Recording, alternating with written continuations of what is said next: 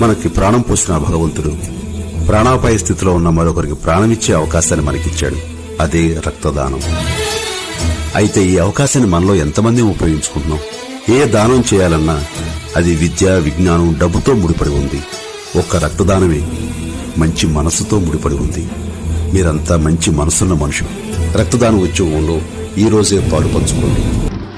ప్రపంచ రక్తదాన శిబిరములో Medicare general hospital director reverend father G Chinnappareddy గారు మరియు డాక్టర్లు, మార్కెటింగ్ సభ్యులు తదితరులు పాల్గొని ఈ యొక్క రక్తదానం చేశారు.